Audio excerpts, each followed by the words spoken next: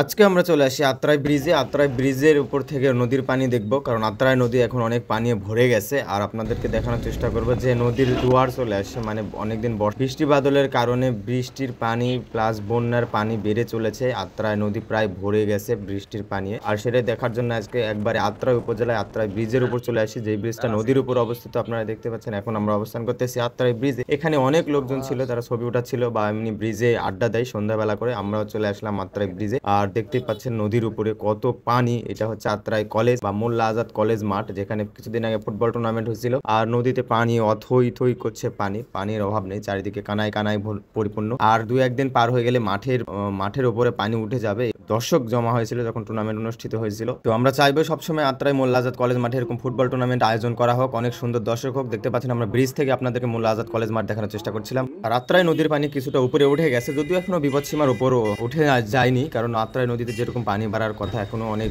বাকি রয়েছে। কারণ এই মাঠগুলো ডুবে যায়, মোল্লা আজাদ কলেজ মাঠ আশেপাশে যেগুলো দোকানপাট রয়েছে প্রায় দোকানে ঠেকা ঠেকা হয়ে যায়, মানে পানির রোধ বেড়ে যায়। এখন অতটা বিপজ্জনক ভাবে বেড়ে নদীর পানি যতটা বেড়েছে পদ্মা নদীর পানি। আপনারা রাজশাহী পদ্মা নদীর পানি দেখবেন যে বিপুল পরিমাণে পানি বেড়েছে, কানায় কানায় পরিপূর্ণ। অলরেডি টি বাঁধ বন্ধ করে দেওয়া হয়েছে, যদিও এর তুলনায় আত্রাই নদীতে অনেক পানি কম রয়েছে। তবে পানি বাড়তিছে আস্তে আস্তে, সময় যত গড়বে পানি বাড়বে। আর খরা যদি ধরে তাহলে হয়তো আবার কমে যাবে।